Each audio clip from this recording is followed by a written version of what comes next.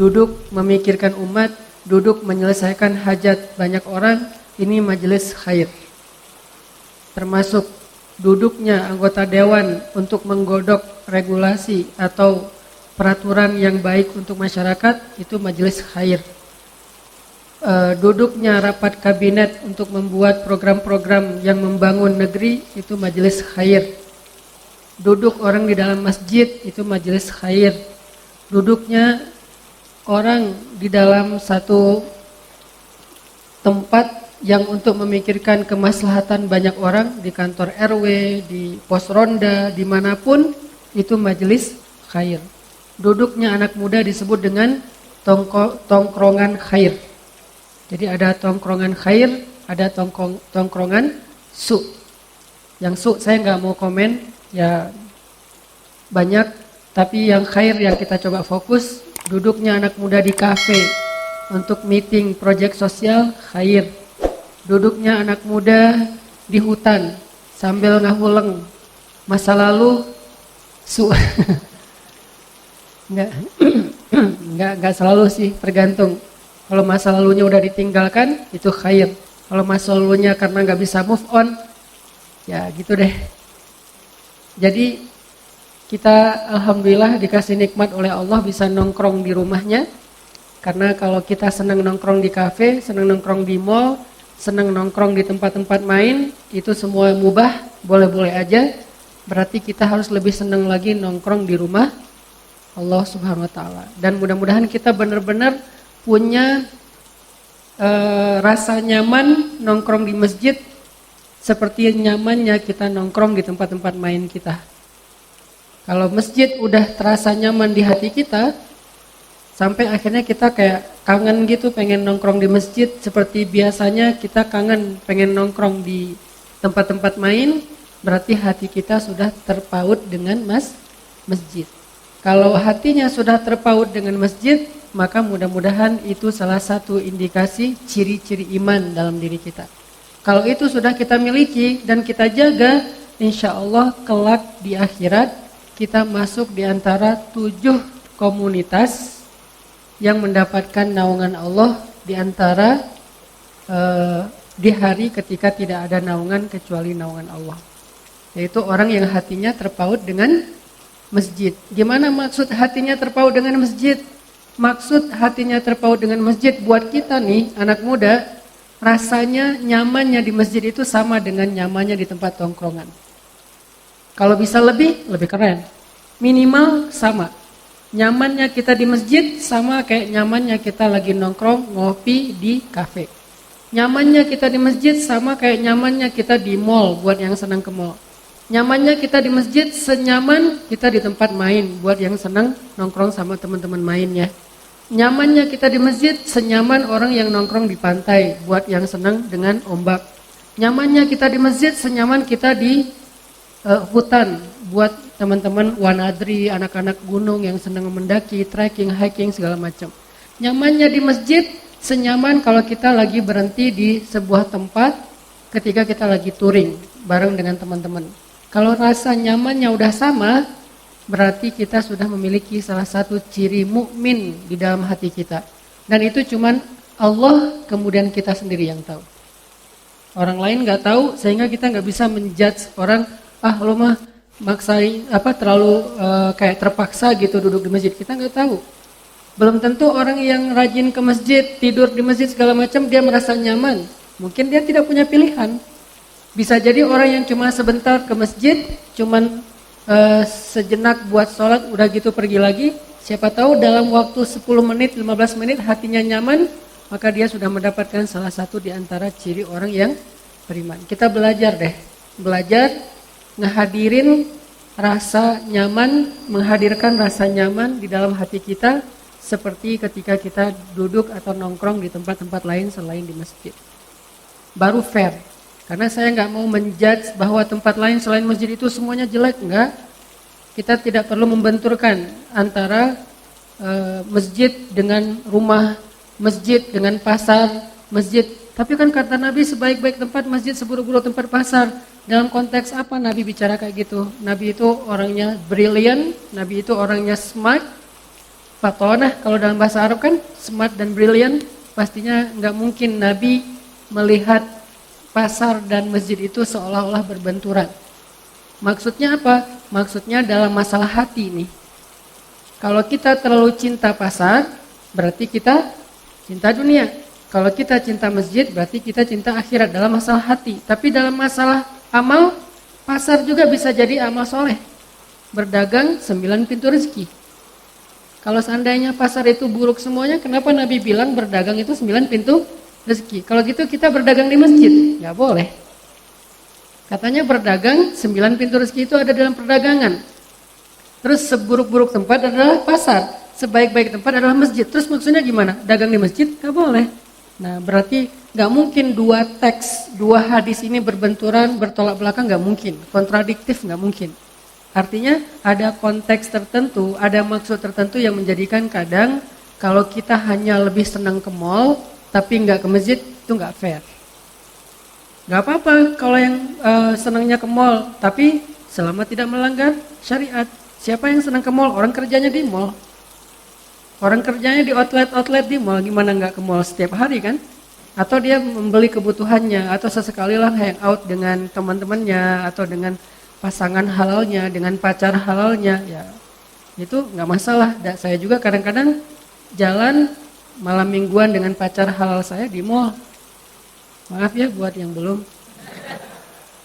Ya, karena buat saya sih pacaran itu nggak masalah setelah nikah. Ayo kita pacaran, ayo. Tapi halalin dulu baru pacaran, dan itu lebih keren daripada ngumpet-ngumpet terus kayak malu-malu gitu, kayak feeling guilty. Mending kita ya alhamdulillah makin pacaran makin berpahala. Pegangan tangan berpahala, kecup berpahala. Lebih dari itu, wah.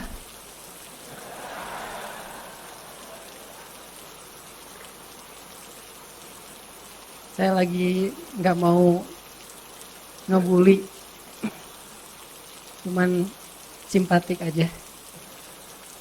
Jadi teman-teman, kita coba bangun rasa nyaman kita nongkrong di masjid seperti kita nyaman nongkrong di tempat main kita masing-masing. Mana tempat di muka bumi ini yang kita paling betah? Ada yang betahnya di rumah. Udah gitu belum sih di masjid? Nah ini biar fair nih. Kalau udah gitu, insya Allah walaupun secara durasi mungkin gak sama. Di rumah kita berjam-jam, di masjid mungkin cuma sejam. Di rumah mungkin berjam-jam, di masjid cuma beberapa menit. Tapi gak apa-apa, rasa nyamannya nih. Nyaman gak? Kangen gak sih ke masjid? Ketika kita udah pulang ke rumah, aduh kapan lagi ya ke masjid? Nanti subuh, kangen balik lagi ke masjid. Kalau kita udah kangen masjid, berarti udah keren tuh. Kalau udah sampai kangen masjid. Sejauh apapun kita pergi, kita mau touring, kita mau traveling, kita mau jalan-jalan, kangen gak sih dengan rumah? Teman-teman kangen rumah? Kalau nggak kangen berarti statusnya nih masih waspada. Karena kalau udah punya keluarga, apalagi punya pasangan, punya anak-anak yang masih kecil-kecil, itu kangen banget dengan rumah.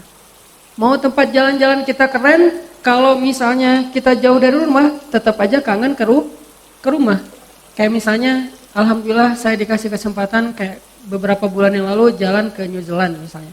New Zealand itu kan sampai ada yang bilang, kalau kamu mau masuk surga, ke New Zealand dulu kan, biar nggak kaget. Saking kerennya New Zealand tuh. Biar nanti kalau pas datang ke surga tuh nggak kaget, oh mirip ya dengan New Zealand gitu ya. Emang bisa dimirip-miripin? Ada ayatnya. Kata Allah di surat Al-Baqarah, وَبَشِّرِ الَّذِينَ آمَنُوا وَعَمِلُوا الصَّالِحَاتِ أَنَّ لَهُمْ جَنَّاتٍ كُلَّمَا رُزِقُوا مِنْهَا مِنْ ثَمَرَةٍ رِزْقًا قَالُوا هَذَا الَّذِي رُزِقْنَا مِنْ قَبْلُ وَأُتُوا بِهِ مُتَشَابِهًا. Ketika penduduk surga makan, menikmati hidangan surga, mereka bilang, loh ini kayak yang kita makan di dunia ya? Kata Allah, enggak, cuman mirip. Berarti enggak salah dong kalau kita bilang, oh mirip ya kayak pas saya jalan-jalan di New Zealand dulu, mirip tapi lebih bagus. Jadi keindahan di dunia itu adalah semacam ilustrasi tentang surga, supaya kita makin semangat untuk meraih kebaikan-kebaikan surga. Saya dikasih kesempatan jalan-jalan misalnya ke New Zealand.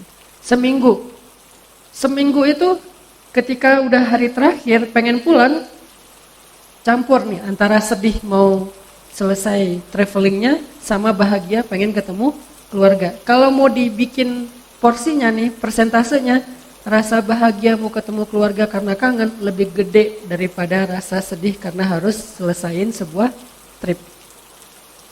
Jadi sekeren apapun New Zealand, Auckland, segala macam, sekeren apapun Jepang, main snowboard di winternya Jepang, sekeren apapun Turki, apalagi Turki, sampai ke Goreme, Kapadokia misalnya, main di cave gitu, ada cave hotel segala macam, tetap aja yang paling happy itu kalau udah hari terakhir pengen balik ke rumah.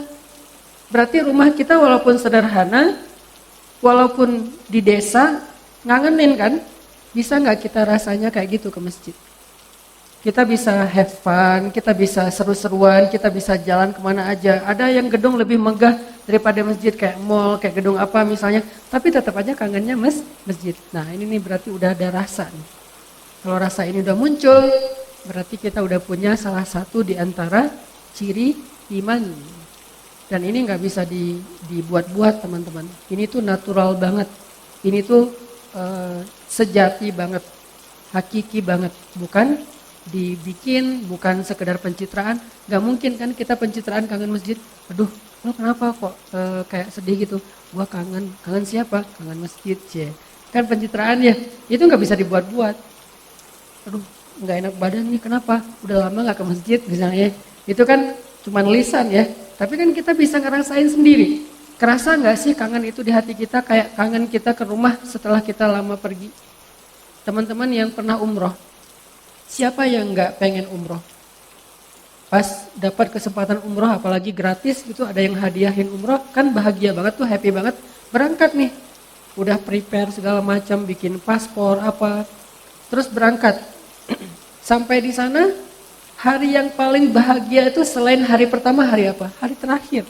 Hari pertama bahagia karena pertama kali kita ngelihat Ka'bah. Hari terakhir bahagia karena udah 10 hari kita nggak ketemu keluarga dan hari ini kita akan kembali pulang ke Indonesia. Itu happy banget pasti. Saya selalu perhatiin jamaah umroh tuh happy banget pas berangkat sama pas pulang. Kalau di sana standar lah ya. Tapi pas hari pulang pada nyiapin oleh-oleh, packing lagi kopernya, terus pada happy-happy foto-foto terakhir. Pas sampai di bandara Indonesia, bisa Jakarta, bisa Bandung, itu udah nggak kayak saling kenal lagi, udah hilang aja satu-satu. Sampai landing di Bandung, ngambil bagasi, Ustaz saya duluan ya, Ustaz saya duluan. Kayak udah nggak sabar lagi, pengen segera ketemu keluarga. Padahal dia santai juga, ntar juga bakalan ketemu, tapi udah nggak sabaran, pengen langsung sampai ke rumah. Ini artinya rasa kangen terhadap keluarga, walaupun rumahnya mungkin sederhana, walaupun anggota keluarganya kecil, tapi ngangenin. Ada nggak rasa itu di hati kita terhadap masjid? Walaupun jamaahnya sedikit, walaupun imamnya itu-itu aja, walaupun bacaan imam ya al-ikhlas lagi, tapi ngangenin gitu. Kamu kangen apa? Kangen al-ikhlas si imam gitu. Kenapa? Karena masjid emang ngangenin, emang kita ke masjid itu kayak homey banget, ngerasa rumah kita yang lain selain rumah kita tempat tinggal adalah masjid.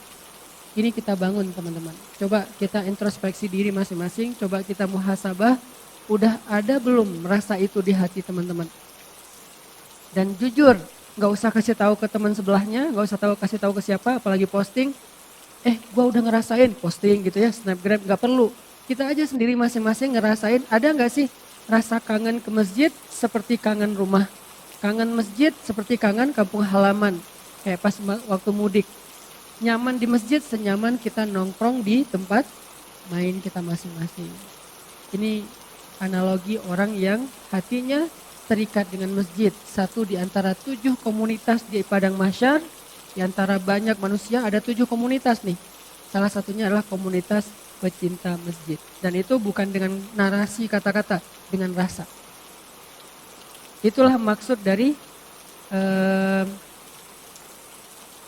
Innallaha la yanzuru ila aswarikum wala ila a'malikum wala ila amwalikum walakin yanzuru ila qulubikum. Ada enggak di kulub, di dalam hati kita rasa itu? Kalau ada rasa itu Allah lihat, udah tenang aja. Allah pasti bakal ngeistimewain kita banget nanti di akhirat. Salah satu keistimewaan yang Allah kasih buat kita, treatmentnya, Allah akan nge-treat kita sebagai VVIP, dapat naungan. Yang kalau misalnya kita kayak di bandara tuh masuk business lounge, Udah gitu nggak perlu bayar, makan seabrek-abrek terserah, full board. Terus masuk ke pesawatnya dijemput oleh mobil. Di pesawat juga kita masuk duluan sebelum yang lain. Duduknya di first class atau business class. Udah gitu kita dikasih welcome drink. Keluar duluan. Bagasi kita nanti dianterin. Kita nggak perlu ngantri di baggage belt kayak gitu. Kehilangan baggage tag juga nggak apa-apa. Ntar diambil lagi, dicari sama petugas bandara.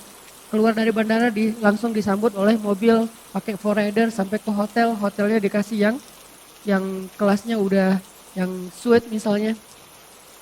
Ini semuanya treatment yang spesial karena kita orang istimewa.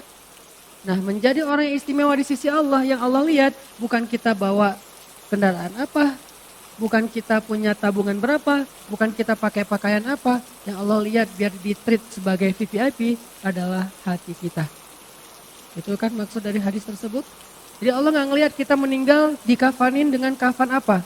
Kain sutra, kain biasa, kafan biasa, atau pakai baju jas yang rapi. Kemudian harta-hartanya dimasukin sekalian dengan dia diliang lahat. Allah nggak ngelihat itu. La yang turu ila aswarikum, wala ila a'malikum. Artinya dengan Allah nggak ngelihat kerjaan kita apa, sekeren apa sih karir kita di dalam kehidupan. Allah nggak ngelihat itu. Wala ila amwalikum. Allah nggak ngelihat tabungan kita sebanyak apa, aset kita ada di mana-mana aja. Enggak. Walakin yang turu ila qulubikum. Ada nggak rasa iman? Iman itu diawali dengan rasa. Kalau rasanya udah dapat, baru nanti Allah lihat dari sisi zahirnya, ucapannya, perbuatannya, sikapnya, dan seterusnya, dan seterusnya. Allah lihat dulu ke hati. Kalau ucapannya baik, tapi hatinya nggak ada rasa, maka nanti kita terjebak di ayat wa minan nas may yaqulu amanna billahi wa bil yaumil akhir. Di antara manusia ada yang bilang, ada yang ngaku, ada yang mendeklar kami itu beriman kepada Allah dan kepada hari akhir, kepada akhirat. Kata Allah, wa ma hum bimu'minin. Mereka bukan orang yang beriman. Loh, kok bisa? Fi qulubihim marad. Di hati mereka ada penyakit. Bukan amal mereka kurang, bukan ucapan mereka enggak baik, bukan. Fi qulubihim marad. Hatinya yang berpenyakit. Enggak ada rasa iman di hati dia. Dan salah satu indikasi iman itu terasa adalah rasa cinta, kangen, nyaman dengan masjid. Itulah indikasi iman yang bentuknya rasa. Nanti yang lain, wajilat qulubuhum. Kalau disebut nama Allah, hatinya bergetar. Kalau disebut nama Allah, tuma'ninatul qalb. Hatinya menjadi tenang. Ala bidzikrillah tatmainnul qulub. Bukankah dengan mengingat Allah ini bukan cuma subhanallah, subhanallah, subhanallah. Walaupun itu bagian dari zikir yang baik. Maksud dari mengingat Allah itu kalau misalnya gini, ketika kita ada masalah, terus orang bilang, la tahzan, innallaha ma'ana, langsung tenang, itu berarti mukmin. Ini ada sedikit tahadus bin nikmah, bukan karena saya hebat, lebih supaya motivasi. Sekitar beberapa 2 atau 3 minggu yang lalu lah, saya kehilangan motor. Harga sekitar 20 juta, baru 3 bulan, motornya baru banget. Udah ikhtiarnya udah maksimal, motornya dikunci, ditaruh di dalam carport, terus gerbangnya digembok. Malam saya tidurnya baru pulang jam 1 malam, motornya baru dipakai tuh jam 1 malam baru pulang habis meeting, istirahat tidur. Subuh pas bangun, kenapa gerbang kok kebuka? Saya pikir, saya lihat gemboknya udah nggak ada, cari ternyata motor hilang. Saat itu juga saya berdoa, Allahumma ajurni fi musibati wa akhluf li khairan minha. Hari ini Allah ganti dengan motor harga 30 juta. Benar-benar nggak sampai sebulan. Minta aja sama Allah, kan gampang hidup teh. Ikhtiar udah selesai, udah maksimal nih. Setelah kehilangan saya cari, lapor ke polisi, bikin surat segala macam, udah beres. Walaupun surat kehilangannya belum keluar dari kepolisian karena katanya dalam seminggu aja ada 267 kasus. Wah, rekor juga ya, luar biasa. Dalam seminggu 267 kasus. Kamu yang ke 267 kata polisinya. Berarti lebih banyak dari itu kan? Saya tuh yang ke 267.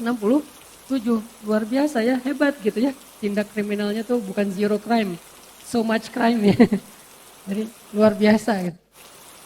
Kalau di beberapa negara tuh zero crime, jadi mereka bisa pride kami, negara kami zero crime. Kalau kita tuh a lot of crime lah. Jadi ya gitu deh. Tapi minta aja sama Allah, mau gimana lagi.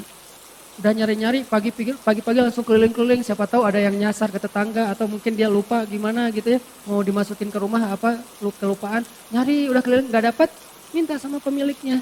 Allahumma ajurni fi musibati wa akhlif li khairam minha, ganti yang lebih baik dari itu. Ternyata yang lebih baik dari itu dikasih yang harga 30 juta. Jalannya terserah Allah. Kurirnya terserah Allah. Yang jelas dapat. Mau dikasih project sehingga keuntungannya bisa beli motor baru, mau dikasih hadiah oleh teman karena baru ulang tahun misalnya, atau bisa lewat jalan apa aja, terserah Allah. Jalan mah Allah yang nentuin, yang penting kita kan dapat kan. Dan itu real banget, benar-benar terjadi, tergantung prasangka kita kepada Allah. Jadi orang yang yakin sama Allah, yang kemarin kita bahas, ajaban, menakjubkan, keren banget orang yang beriman itu. In asobat hudarra sabara fakana khairullah. Wa in asabathu sarra syakara fakana khairallah. Kalau dia dikasih ujian, dia sabar, nanti dikasih kebaikan setelahnya. Kalau dia dikasih nikmat, dia syukur, maka itu juga nanti jadi kebaikan setelahnya. Kalau kita sabar, kata Allah, wa basyiris sabirin, sampaikan kejutan gembira kepada orang yang sabar. Kan kebaikan kan? Kalau dia bersyukur, la azidannakum, aku tambahin lagi nikmatnya. Terus sisi mana orang mukmin nggak baik coba? Semua kehidupannya tuh baik. Dikasih nikmat baik karena dia bersyukur. La in syakartum la azidannakum, dengan dia bersyukur kebaikannya bertambah. Allah tambahin lagi nikmatnya. Kalau dikasih ujian enggak masalah, dia bersabar. Dan kata Allah untuk orang yang bersabar, wa basyiris sabirin innallaha ma'as sabirin. Allah bersama orang yang sabar, sampaikan kejutan gembira buat orang yang bersabar. Dan ternyata itu bukan cuman teori, itu bukan cuman doktrin, tapi itu adalah realitas. Tinggal percaya nggak sih sama Allah? Yakin nggak kita sama Allah? Nah ini di sini nih jawabannya teman-teman. Bukan dengan lisan, percaya Ustaz. Kata orang munafik, amanna, kami percaya. Kami beriman. Tapi kata Allah, fi qulubihim marad. Hati mereka berpenyakit. Kata ulama tafsir, di antara penyakit yang dimaksud di dalam ayat itu apa? Asyak, raib, ragu. Karena konteks dari pembukaan surat Al-Baqarah itu lagi ngomongin tentang orang yang ragu. Dzalikal kitabula raiba fih. Itulah Alkitab yang tidak ada keraguan di dalamnya. Wa in kuntum fi raibim mimma nazzalna. Kalau kalian masih ragu terhadap apa yang kami turunkan, berarti konteks dari pembukaan surat Al-Baqarah itu tentang orang-orang yang ragu. Sehingga kalimat fi qulubihim marad, di dalam hati mereka ada penyakit. Maksud penyakit kan penyakit hati banyak banget kan ya. Amradul qulub, penyakit-penyakit hati. Ternyata dalam konteks surat Al-Baqarah yang itu, di antara amradul qulub, penyakit hati yang dimaksud adalah raib, syak, rasa ragu. Itu penyakit. Sehingga kalau kita masih ada ragu kepada Allah, Allah nggak mau nunjukin. Sama kayak kita ke teman, dia kayak ngeremehin kita, ya udah deh, diam-diam aja. Tapi kalau dia percaya sama kita, dia nitipin sesuatu kepada kita, kita juga akan jaga kepercayaan dia kan, amanah dia. Allah tuh gitu banget teman-teman. Coba titipin sesuatu kepada Allah, teman-teman gak bakalan kecewa. Nitipin sesuatu ke Nabi Muhammad aja gak bakalan kecewa, apalagi kepada Robnya Nabi Muhammad. Orang Mekah nitipin harta mereka kepada Rasulullah kan, padahal mereka gak beriman, tapi nitipin hartanya ke Rasul. Begitu Nabi mau hijrah, Nabi minta tolong ke Ali untuk ngebagiin lagi titipan-titipan orang Mekah kepada pemiliknya. Kenapa? Karena Nabi nggak mau ngecewain orang yang udah percaya kepada beliau. Nabi aja gitu, menjaga banget kepercayaan orang. Dan kita juga sering menemukan ada teman kita yang jaga banget kepercayaan kita. Saya punya beberapa orang teman yang dia tuh subhanallah amanah banget, al-amin dalam versi yang saya kenal. Amanah banget, sampai dia pernah minjem, dulu dia waktu saya masih di Kairo kan kita satu kos-kosan ya.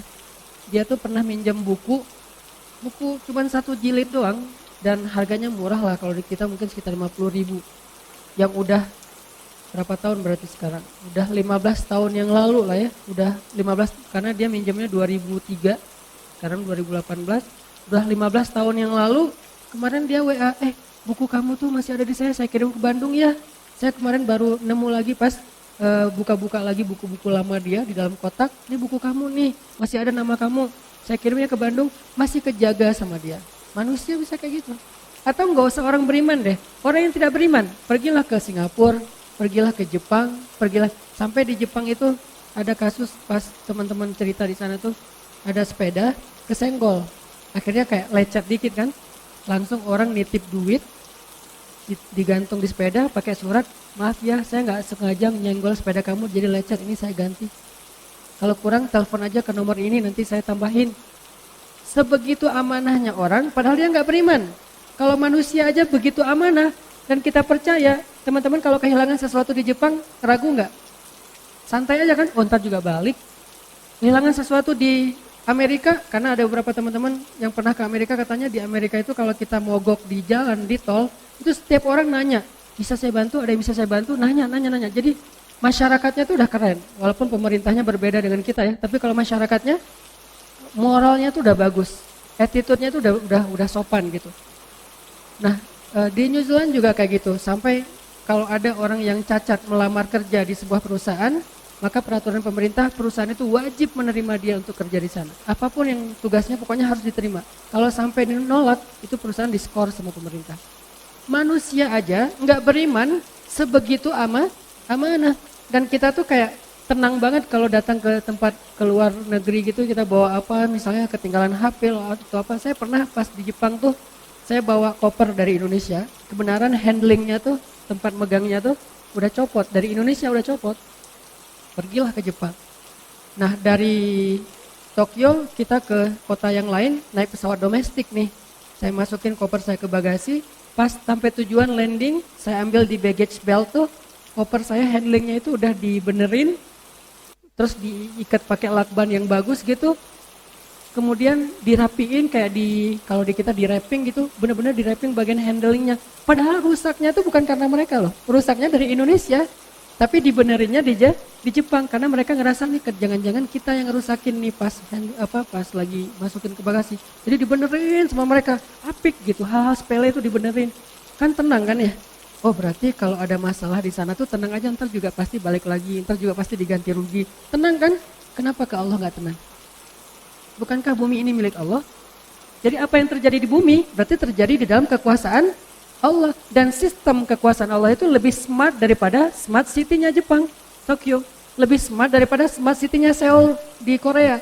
Lebih smart daripada smart city-nya New York. Lebih smart daripada smart city-nya di seluruh dunia.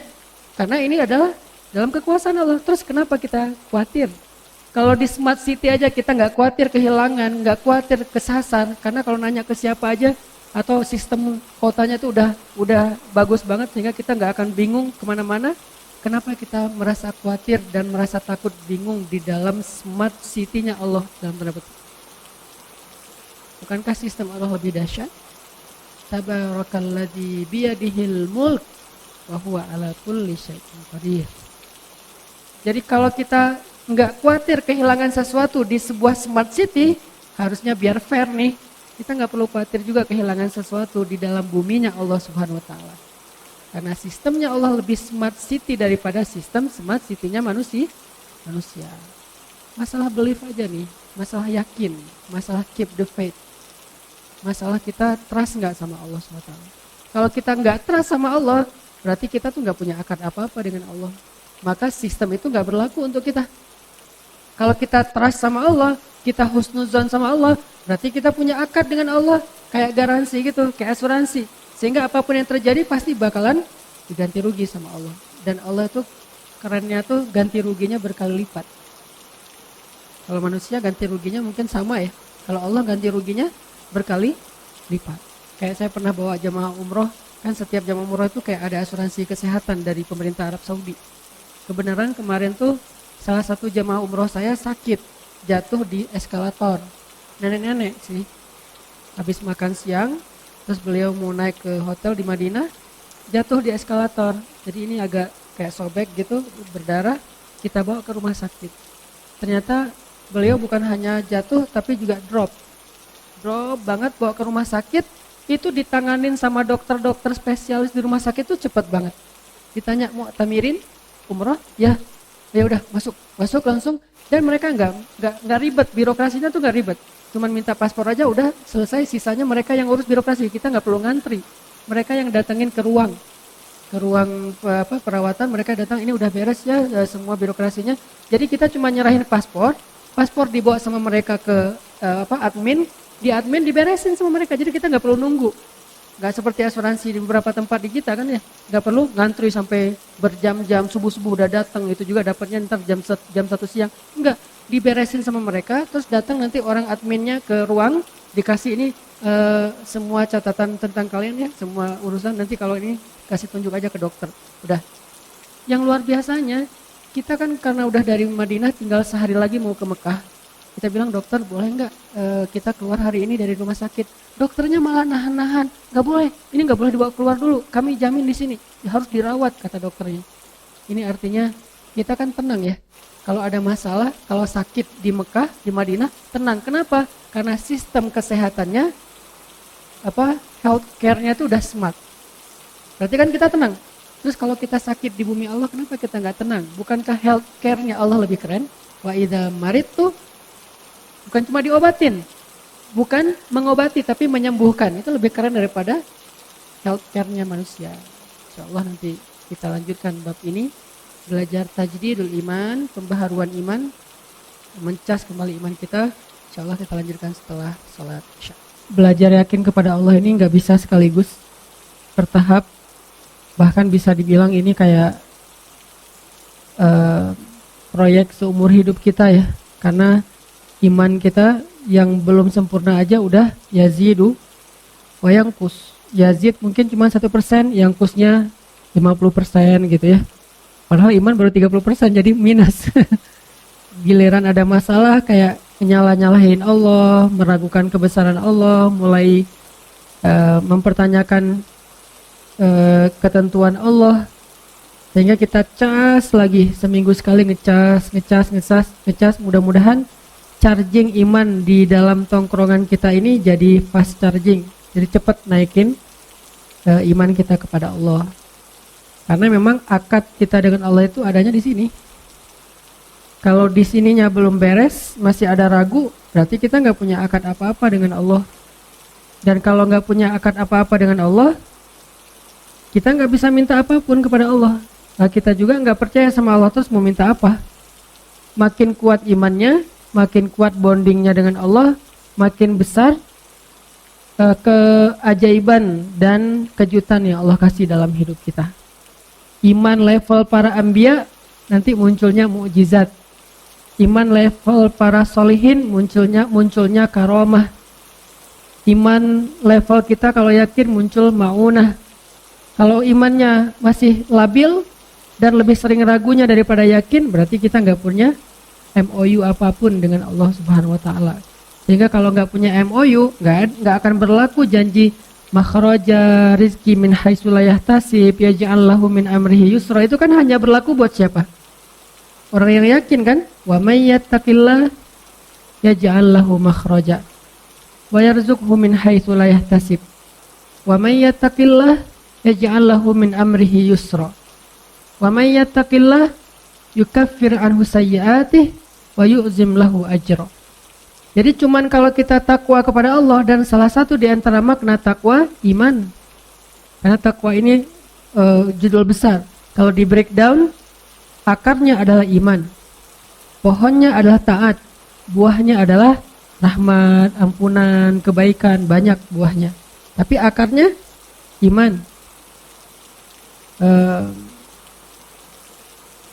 Alam tara kaifa daraballahu mathalan kalimatan thayyibah asluha thabit wa far'uha fis sama tu'ti ukulaha kullahinin biidzni rabbiha asluha thabit. Kata sebagian besar ulama tafsir tentang asli dari asluha sabit. Aslul itu jadi bahasa Indonesia, asal jadi asal. Kan bahasa Arabnya asl atau aslu. Asal terus jadi bahasa Indonesianya karena nggak bisa bilang asal jadi asal. Asal-asalan. Asluha, asalnya sabit. Akarnya kuat. Dan apa akar dari kalimat itu? Akarnya adalah iman. Akarnya adalah iman. Far'uha, cabangnya, pohon sampai cabang-cabangnya menjulang ke langit. Maksudnya ta'ah, ketaatan. Istiqomah, komitmen. Dawam, konsisten. Itulah pohon dan cabang-cabangnya. Terus tu'ti ukulaha kullahinin biidzni rabbiha. Buahnya, ukulaha, hasilnya itu adalah kebaikan hidup, ampunan dosa, rahmat, berkah, pertolongan, kejutan-kejutan, itu buahnya. Tetap aja asalnya adalah bibitnya adalah iman. Makin kuat akarnya, makin besar pohonnya. Makin besar pohonnya, makin banyak dahannya. Makin banyak dahannya, makin banyak pula buahnya ketika panen. Jadi itu analogi yang sangat sederhana tapi dalam. Jawami'ul kalam. Bisa ditafsirkan dari berbagai macam dari berbagai macam angle. Sehingga kalau kita pengen hidup kita nyaman dalam kondisi sarro atau darro, ya berarti balik lagi kepada asalnya apa? Ajaban li amril mu'min. Balik lagi kepada iman. Ajaban li amril mu'min. Inna amrahu kullahu khair. In asabathu sarra syakara fakana khairan lahu, in asabathu dharra sabara fakana khairan lahu. Walaysa dzalika li ahadin illa lil mu'min. Itu enggak akan dirasain kecuali oleh orang yang beriman. Kalau orang yang tidak beriman, mungkin kalau sarra dia akan syakara, dia berbagi, dia share sama orang lain. Tapi begitu dharra dia yai'as, dia berputus asa, akhirnya tindak bunuh dirinya tinggi. Orang-orang yang enggak beriman dalam kondisi nyaman, kehidupan mereka itu bagus. Akhlak mereka, karakter mereka, sikap, attitude mereka itu sopan, bagus, disiplin, keren lah pokoknya di negara-negara maju gitu kan. Tapi begitu dharra, ada masalah, bunuh diri. Bete dikit, bunuh diri. Gak enak badan, males banget hari ini bunuh diri, bunuh diri. Jadi terlalu rapuh gitu. Kenapa terlalu rapuh? Karena kata Nabi, walaisa dzalika li ahadin illa lil mu'min, karena dia enggak beriman, sehingga enggak ada yang dipegang sama dia ketika dia mau jatuh. Jatuh aja. Makin tinggi dia mendaki, pas jatuh ya makin parah nasibnya. Karena kenapa? Karena ketika dia jatuh, dia kehilangan banyak hal karena dia ngedakinya udah tinggi. Misalnya karirnya bagus, tiba-tiba ada masalah, akhirnya dia stres banget, bunuh diri, loncat dari gedung, tabrakin diri ke MRT misalnya, dan segala macam lah kasus-kasus bunuh diri yang tinggi di negara-negara itu. Kenapa? Walaisa dzalika li ahadin illa lil mu'min. Kalau kita juga kayak gitu, walaupun kita ngakunya orang mukmin, wa ma hum bimu'minin fi qulubihim marad, ada masalah di hati mereka. Masalah apa? Raib, keraguan. Masalah apa? Syak, gak yakin sama Allah Subhanahu wa ta'ala. Atau masalah apa? Adzannina billahi dhanna saw, berburuk sangka kepada Allah Subhanahu wa taala. Nauzubillah min dzalik. Sehingga kita cas lagi iman. Dan dengan analogi-analogi yang tadi saya sebutin. Di antara analoginya misalnya kalau kita datang ke sebuah smart city, kita merasa nyaman. Satu, enggak khawatir kesasar. Kenapa kalau di smart planet kita enggak merasa nyaman? Bukankah bumi ini smart planet dibandingkan dengan planet-planet yang lain? Kenapa? Karena Allah sudah membuat sistem di bumi ini udah paling smart, udah ketimbang dengan planet yang lain. Kalau misalnya kita diberikan kesempatan tinggal di planet yang lain, kita bakalan lebih effortnya tuh habis-habisan. Mungkin gak akan survive. Kenapa? Karena bukan smart planet. Bumi ini smart planet satu-satunya mungkin di jagat raya yang luar biasa besarnya ini. Dan Allah tempatkan kita di sebuah smart planet yang udah disediakan segala macam, sistemnya tuh udah keren banget, semuanya jadi mudah buat kita, kan mudah banget kan? Berjalanlah kalian di muka bumi, carilah karunia Allah dan segala macam, Allah mudahkan untuk kalian. Tidak ada satupun hewan melata yang jalan pakai perut kecuali Allahi rizquha, Allah yang menjamin rezekinya. Berarti kan sistem kehidupan di planet kita itu udah paling smart. Kalau di smart city aja yang dibikin sistemnya oleh manusia kita tenang, kenapa? Karena udah smart, nggak mungkin kesasar dong. Petunjuknya tuh kadang-kadang kita bisa, kalau kita pakai SIM internasional, kita bisa nyetir tanpa merasa khawatir kesasar karena petunjuk arah lalu lintasnya tuh udah jelas banget. Nyetir aja sendiri di luar negeri. Yang penting SIM-nya SIM internasional, misalnya di beberapa negara yang masih menggunakan SIM internasional. Jalan, kenapa kok nggak khawatir kesasar? Pertama udah ada smartphone. Kedua tinggalnya di smart city. Ketiga, orang yang ada di sana semuanya smart citizen. Yang kalau kita nanya, mereka ngejelasin dengan baik, dengan senyum, dengan ramah, humble. Smartphone, smart city, smart citizen, smart car lagi kadang. Di situ udah ada, nggak usah pakai smartphone, kalau habis baterai udah ada di situ juga Google Map-nya. Dan mobilnya juga udah disetting, nggak boleh lebih dari 80 km per jam. Kalau kecepatan, dia pasti akan stabil sendiri. Udah smart semuanya, kan nyaman ya. Jalan kemana-mana, makan, segala macam, udah ada petunjuknya. Allah menempatkan kita di smart planet dengan bahasa apa? Alam yajidka yatiman fa'awah, wa wajadaka dhallan fahada, wa wajadaka ailan fa'aghna. Bukankah Allah mendapatimu dalam keadaan sendiri? Sendiri ini jangan selalu diterjemahin itu ya. Sendiri di sini artinya nggak punya teman atau mungkin nggak punya kenalan. Alam yajidka yatiman, sendiri banget. Fa'awah, Allah datangkan keluarga.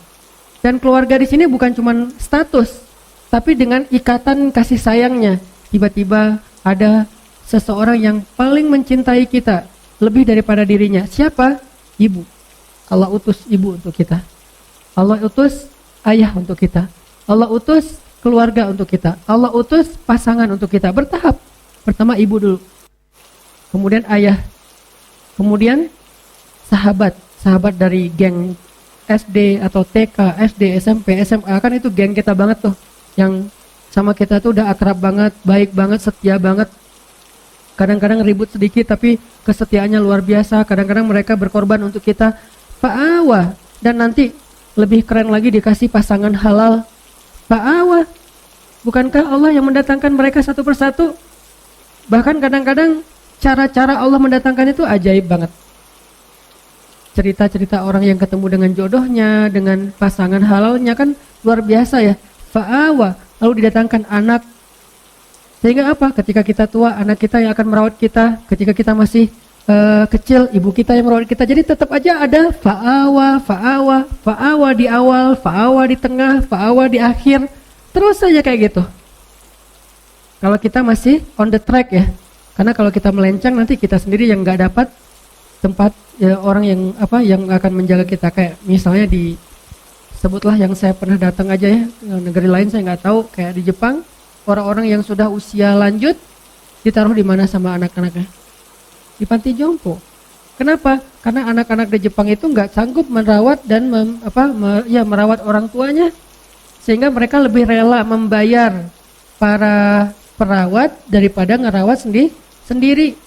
Rata-rata kenapa banyak perawat Indonesia di Jepang? Karena Jepang ini butuh banyak perawat untuk orang-orang jompo. Dan ada gap antara usia muda dengan usia tua. Mungkin sekitar 10 tahun lagi Jepang akan krisis anak muda. Beda dengan Indonesia, malah bonus demografi. Kalau di sana malah minus. Sehingga banyak dari Indonesia yang dibawa ke Jepang untuk jadi perawat buat panti jompo salah satunya. Kenapa? Orang Jepang nggak punya kemampuan merawat orang tuanya. Dan emang mungkin udah hilang moral itu ya. Jadi nggak beban lagi, nggak ngerasa malu kalau orang tuanya ditaruh di panti jompo. Kalau di kita kan masih ada beban moral ya. Naruh orang tua di panti jompo kayak aib. Wah, nggak ngerawat orang tua. Anak yang durhaka kan gitu kan. Kenapa? Masih fa'awah. Ketika fa'awah ini dicabut, satu, pas lahir nggak ada ibu. Tapi karena dia malaikat kecil, Allah ganti dengan ibu angkat. Allah ganti dengan orang tua angkat. Fa'awah dicabut, teman satu persatu hilang. Yang datang bukan teman, tetapi orang yang memanfaatin kita. Yang dekat dengan kita karena ada maunya. Dicabut fa'awahnya. Banyak sih teman, tapi mereka bukan sahabat. Mereka jadi teman kita karena kita masih menguntungkan buat mereka. Berarti kan dicabut fa'awahnya sama Allah. Nanti punya pasangan, kalau dicabut fa'awahnya lebih sakit lagi tuh, selingkuh. Punya anak, dicabut fa'awahnya sakit juga. Anak udah sukses tapi orang tuanya nggak dirawat. Maka yang menjamin kita dirawat, ada keluarga, itu Allah. Alam yajidka yatiman fa'awah, itu sistem smart planet. Wa wajadaka dhallan, bingung. Allah kasih fahada. Google Map-nya di mana? Di sini. Ditambahin satu demi satu menu map dalam benak kita sehingga kita nggak bingung lagi. Dalam melakukan ini nggak bingung, melakukan itu nggak bingung. Satu persatu diajarkan dari mulai baca tulis, mendengar, memahami, mengenal. Bukankah itu adalah bentuk Google Map yang lebih rumit di dalam benak kita? Wa wajadaka dhallan fahada, di sini tempatnya, yang nggak akan habis baterai, yang nggak akan lost sinyal, yang nggak akan error. Kecuali kita sendiri yang bikin dia error. Aslinya ini keren banget, lebih smart daripada smartphone. Yang bahkan banyak sekali penelitian bahwa smartnya otak manusia itu entah berapa ribu kali lebih smart daripada komputer. Dikasih. Wa wajadaka ailan fa'aghna, bukankah kamu didapati dalam keadaan kekurangan, kelaparan, tidak punya apapun, lalu Allah aghna, mencukupkan? Lebih baik Allah cukupkan daripada Allah hilangkan rasa kecukupan. Karena ada orang yang meminta kelebihan harta, padahal yang paling penting itu kecukupan harta. Karena kalau udah dicukupkan, bukan hanya hartanya yang cukup, tapi rasanya juga cukup. Dan rasa cukup itu disebut dengan qanaah.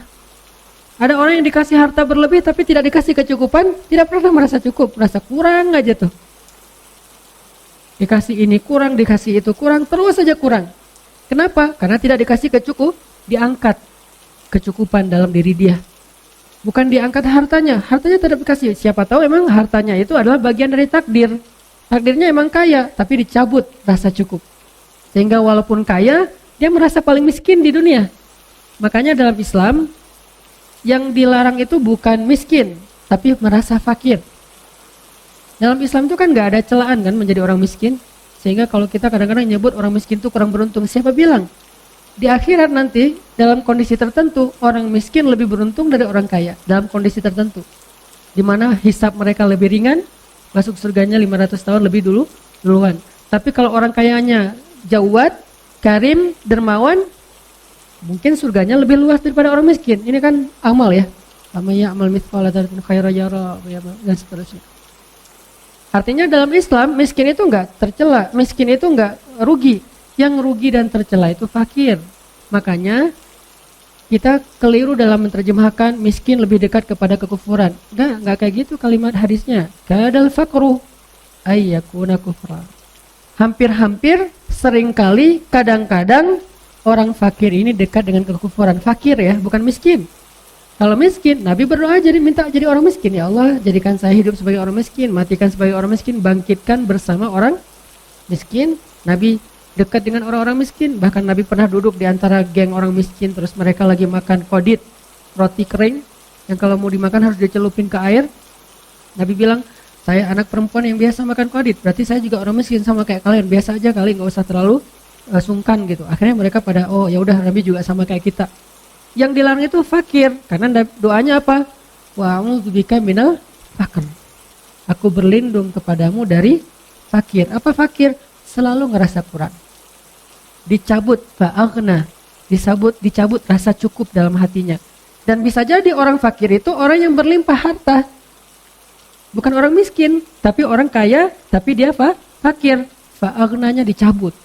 Sehingga dia selalu ngelihat orang yang lebih dari dia dalam urusan materi, dalam urusan dunia, dalam urusan harta. Sehingga akhirnya dia selalu merasa kayak kurang biasa aja. Mobilnya udah harga 500 juta, ngelihatnya yang 1,1 M. Dikasih 1 M, ngelihatnya yang harga 3 M. Kasih 3 M, ngelihat yang punya pesawat pribadi yang harganya ratusan M. Udah punya pesawat, ngelihat yang punya kapal pesiar pribadi yang harganya sekian triliun. Nggak akan pernah selesai kalau kayak gitu. Dia jadi pengusaha.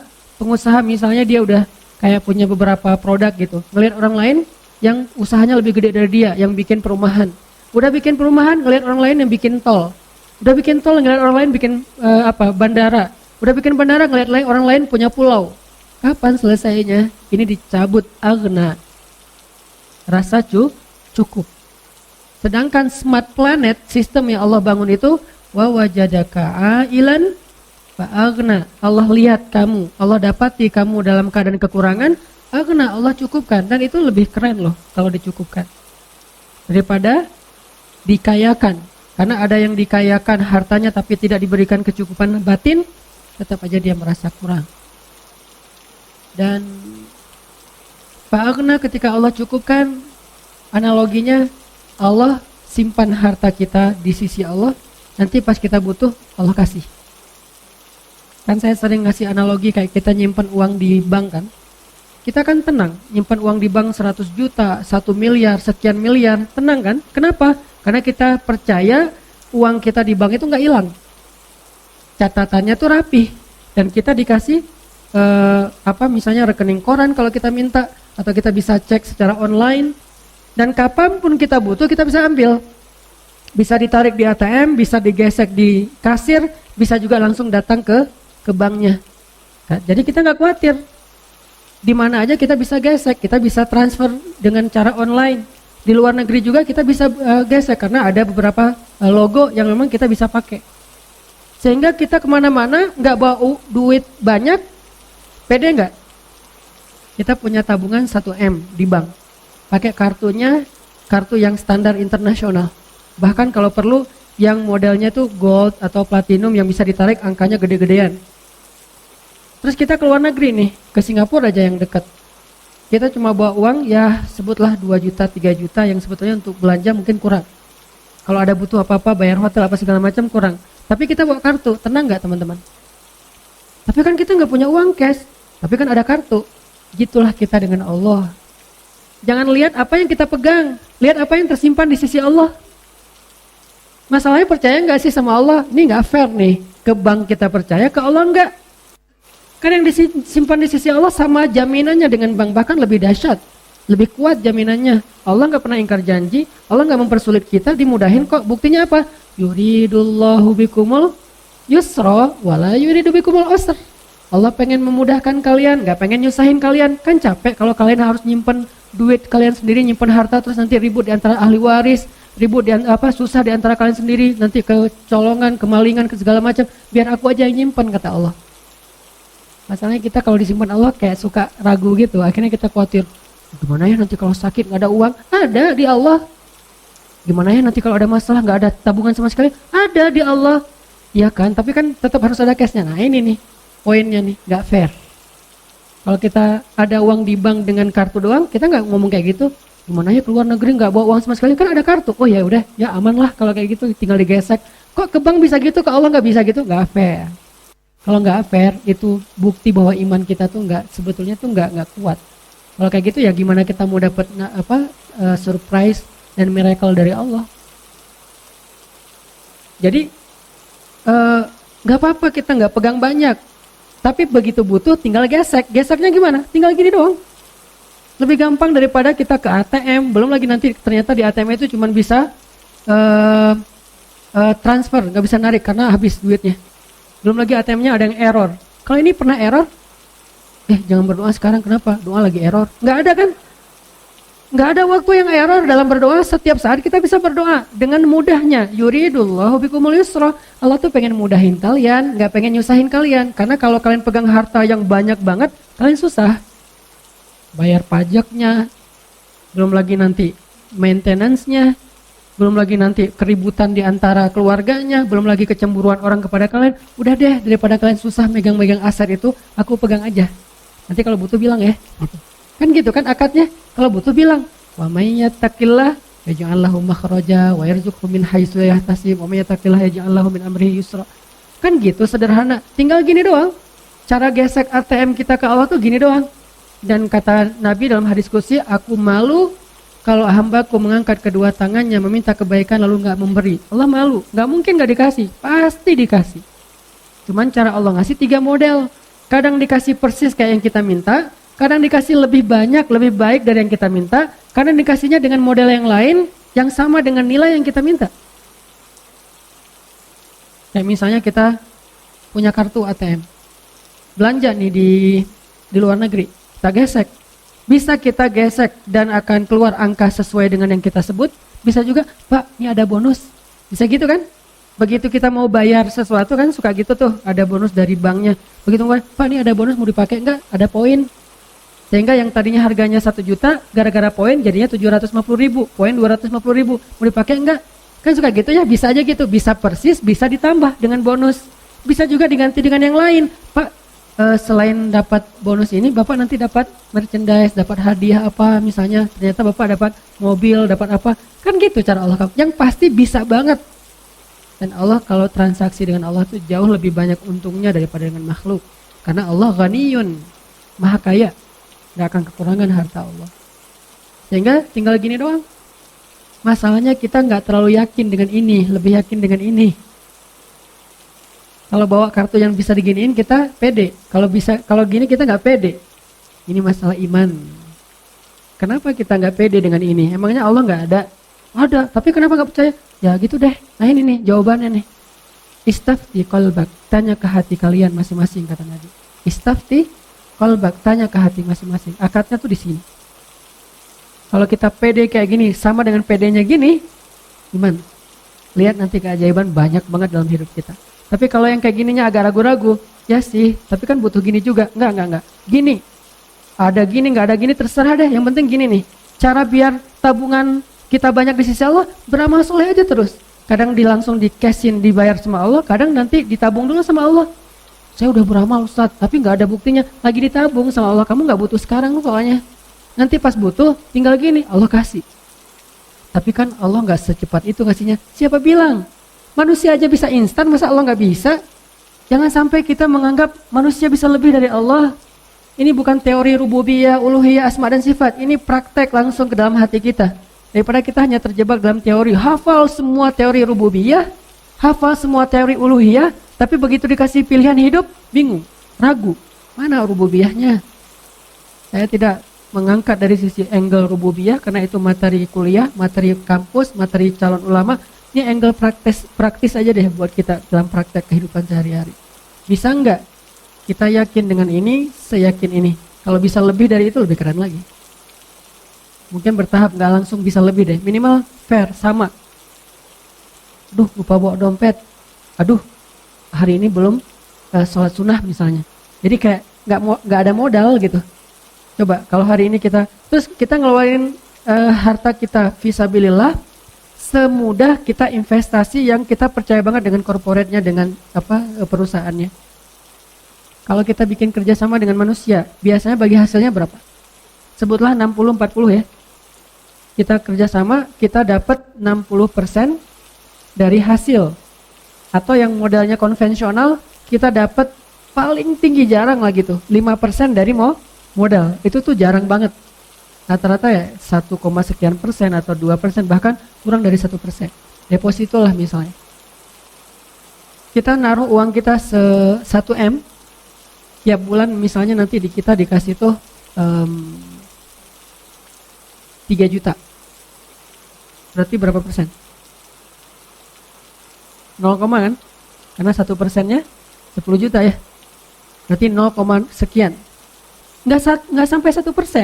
Kita percaya, naruh duit kita di deposito, kemudian tiap bulan kita tunggu aja. Oh, nambah 1 M, 3 juta. Bulan kedua 6 juta, bulan ketiga 9 juta, bulan ke-6 udah bisa beli motor. Gitu kan kita mikirnya? Kenapa kalau ke Allah kita ragu? Udah kasih aja ke Allah. Allah balikinnya tuh bukan 0, 700 kali lipat. Masalahnya kita, ya sih, itu untuk masalahnya tuh. Malah kasih aja deh. Ntar Allah ganti. Enggak, buktinya enggak 700 kali lipat karena disimpan. Coba kalau dikasih 700 kali lipat blek cash, kita kewalahan nyimpennya. Ntar kita susah sendiri. Kan Allah bilang, yuridullahu bikumul yusra. Allah pengen mudahin kalian. Jadi dikasih tapi disimpan sama Allah. Kamu enggak percaya sama saya? Kan gitu kan pertanyaan Allah harusnya kan ya? Percaya Allah, yaudah deh enggak apa-apa, Allah aja yang simpan. Udah disimpan sama Allah. Nanti pas butuh tinggal gesek. Ya Allah, yang kemarin boleh dicairkan dikit enggak? Itu kan hadis tentang 3 orang yang terkurung di dalam gua kan? Ya Allah, dulu saya pernah gini, dulu saya pernah gini, dulu saya pernah gini. Boleh enggak saya minta sekarang balasannya? Kalau engkau ridho, Allah balas. Itu hadis sahih. Berarti boleh dong kita beramal terus ditabung di sisi Allah. Nanti someday ketika kita butuh, kita tinggal bilang dengan bahasa kita. Walaupun enggak sevulgar itu sih, ya Allah dulu saya ada amal ini, boleh enggak sekarang saya ditolong sedikit dengan, pastinya Allah menyimpan lebih banyak lagi pahalanya. Pahala itu bukan kalimat teman-teman, pahala itu berbentuk. Bahasa Indonesia yang lebih tepat itu pahala, ajrun itu upah, jaza itu reward. Jadi benar-benar dikasih itu upah, reward. Cuman nggak tahu dari mana asal kata pahala, saya nggak ngerti bahasa Indonesia asal muasal pahala. Cuman kalau kita terjemahin bahasa yang lebih dekatnya, ajrun upah, ujroh, jaza reward. Dan Allah nge-reward kita banget terhadap semua amal kita. Nggak ada yang nggak di-reward sama Allah. Bahkan lebih baik dari yang kita lakuin. Masalahnya gak semuanya dikasih fisik. Karena kalau dikasih fisik, satu, takutnya kita malah sombong. Aset ada di mana-mana, gaya gitu kan ya. Terus kita jadi malas berdoa sama Allah. Padahal berdoa itu ibadah. Ngerasa udah gak perlu berdoa juga bisa langsung ngambil. Nah Allah pengen ngebonding kita nih. Kalau kamu butuh minta ya. Nah gak susah dah minta sama saya juga. Tinggal gini aja pasti aku kasih kok. Biar Allah yang nyimpen. Kalau Allah nyimpen lebih aman. Gak ada malingnya. Gak ada errornya. Gak ada manipulasinya. Gak ada pajaknya. Allah yang simpan. Mau yang gimana? Kalau kita percaya, ya udah deh ya Allah, sebagian besar engkau simpan aja, saya dikasih sebagian kecil aja, asal bisa punya rumah, punya mobil, punya tabungan dikit gitu ya. Nanti kalau kurang, tinggal minta lagi sama Allah. Jadi kalau kita benar-benar berakad dengan Allah kayak gitu teman-teman, kayak fairnya kita berakad dengan manusia, apa sih masalah hidup kita? Baru berlaku aja li amril mu'min. Orang mukmin itu seru hidupnya tuh. Santai, woles, gak ada masalah. Ada masalah? Ya Allah, ada masalah nih. Gimana dong ya Allah, bantuin dong. Langsung ditolong sama Allah. Tapi kita ngomong ke Allah tuh dengan ragu sih masalahnya. Ibarat kartu ATM, udah banyak baret-baretnya. Jadi kita gesek, Pak ini gak berlaku. Oh ya udah ganti lagi yang lain, ganti lagi sampai satu kotak kartu gak ada yang berlaku. Soalnya bukan kartu ATM yang kita kasih, kartu Game Master. Gak akan keluar duit. Jadi iman kita tuh masih belum ATM, belum ada saldonya. Kartu sih, tapi bukan saldo isinya. Cuma untuk bisa main doang. Jadi coba kita bangun istafti qalbak. Tanya ke hati kita masing-masing. Dan itu yang dikuatin. Di sini yang dikuatkan. Ada yang pertama mungkin masih kayak sekedar silver, terus naik lagi derajatnya jadi gold, naik lagi jadi platinum, jadi VIP, jadi preferred, jadi apalah kayak gitu-gitu. Bukankah itu selalu berlaku di dalam transaksi dengan manusia dan dengan Allah juga kayak gitu. Lahum darajatun inda rabbihim. Mereka tuh punya level di sisi Allah. Siapa? Mukmin di Al-Anfal. Lahum darajatun. Mereka punya level. Ada yang levelnya cuma silver. Tabungannya sekian, bisa ditarik dalam sehari cuma sekian. Ada yang levelnya mungkin di bawah silver, simpedes misalnya. Narik gak bisa di ATM, harus ke bank gitu, ngantri dulu. Ada yang di atasnya yang gold, bisa ditarik 100 juta sehari.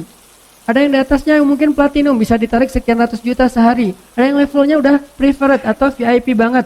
Yang kalau kita datang ke bank itu, dia nggak perlu ngantri, langsung masuk ke atas, ketemu dengan customer service-nya, disediain makanan, minuman, kita ngobrol seperti teman, terus dimudahin semua urusan kita. Lahum darajatun, mereka bertingkat-tingkat di sisi Allah, berlevel-level. Dan level itu ditentukannya di sini. Bukan berapa, tapi apa yang kita rasain dalam hati kita. Dan kita bisa mengukur diri kita sendiri deh. Dari hal-hal kecil dulu. Tenang gak kalau ada masalah? Udah serahin aja sama Allah. Serahin aja sama Allah. Segitu. Dan dimulai dari hal-hal kecil. Bismillah ketika kita jalan. Kalau kehilangan sesuatu, wah mau diganti sama Allah dengan yang lebih baik. Wah kesempatan nih. Allahumma ajurni fi musibati wa khluf li khairan minha. Allah sayang banget sama hamba kayak gini. Pas dapat musibah, langsung connect lagi dengan Allah, langsung nge-mention Allah. Kan kayak kita kalau di Instagram tuh ada masalah mention pemerintah gitu kan ya. Mention Pemkot, Pemprov, Presiden, mention add Pak Jokowi misalnya, add Pak Gubernur, add Pak Wali Kota, kan suka gitu kan. Kenapa nggak add Allah dalam bahasa Instagramnya? Kenapa kita nggak nge-mention Allah aja? Ada masalah dikit, ya Allah, ada masalah nih dikit. Allah langsung bantu, seringan itu. Dan Allah tuh nggak pernah, maaf ya lama nih slow respon soalnya DM-nya numpuk, nggak ada. Emangnya manusia DM-nya numpuk? Manusia yang WA-nya tuh udah banyak banget sampai ribuan sampai nggak kebaca. Enggak, ringan buat Allah. Kulla yaumin huwa fi sya'an. Setiap hari Allah tuh sibuk ngurus kita, walakin wala ya'uduhu hifdzuhuma. Tapi nggak capek, nggak kewalahan. Coba gabung-gabung deh ayat-ayat ini, karena sifat dari Al-Quran kan saling menjelaskan ya. Kulla yaumin huwa fi sya'an. Setiap hari Allah sibuk, tapi apakah Allah tersibukkan, repot? Enggak. Kata Allah, wala ya'uduhu hifdzuhuma. Allah enggak pernah repot, enggak pernah kewalahan menjaga, memelihara langit dan bumi. Simple hidup kita tuh kalau kita believe, trust, keep the faith kepada Allah Subhanahu wa taala. Ini yang kita tajdid, teman-teman. Mulai dari hal kecil, bismillah, bismillah, bismillah. Nanti ada agak mentok-mentok dikit, hasbiyallah, la haula wala quwata illa billah. khawatir dikit, datang teman kita, udah nggak usah khawatir, ada Allah. Itu bahasa lain dari la tahzan, innallaha ma'ana. Merasa lonely gitu, ma zannuka bisnain, Allahu salisuhuma. Kenapa kamu pikir kita cuma berdua, bukankah Allah yang ketiga? Terus kayak ngerasa nggak ada daya upaya, bilang hasbi Allah, cukup buat saya Allah, la haula wala quwata illa billah. Dan itu benar-benar miracle, kejadian banget dalam hidup kita kalau kita percaya. Passwordnya iman, passwordnya belief, passwordnya sami'na wa ata'na. Kalau itu benar-benar terasa di hati kita, kalimat la haula, kalimat hasbi Allah, kalimat-kalimat iman itu terasa di sini nih, udah tenang aja hidup, la tahzan. Ala bidzikrillah tatmainnul qulub. Ini semua yang kita omongin malam ini kalau diteorikan namanya rububiyah. Cuman kita nggak usah terjebak dengan istilah, tapi maknanya yang paling penting supaya kita bisa langsung praktek. Semua yang kita omongin rububiyah, pemeliharaan Allah, penjagaan Allah, kepemilikannya milik Allah, segala macam lah dari makna Rabb. Udahkah kita rububiyah kepada Allah? Apakah kita sudah Rabbani? Atau masih jadi manusia biasa? Kalau cuma jadi manusia, innal insana lafi khusr. Tapi kalau upgrade dari manusia jadi mukmin, illal ladzina amanu qad aflahal mu'minun. Manusia doang rugi, kecuali orang beriman. Beruntunglah orang yang beriman. Mudah-mudahan iman ini kita jaga terus teman-teman. Kita tingkatkan, kita perbaharui, kita cas supaya kita punya ATM yang levelnya makin naik, sehingga nanti kalau kita butuh apa-apa kita tinggal gesek aja, ya Allah, ya Rabbi, ya Rabbana, ya Ilahi, atau apapun bahasa doa kita, Allah akan berikan keajaiban dalam hidup kita. Jangan sampai kita berpikir lebih gampang dengan manusia daripada dengan Allah. Enggak, sebaliknya.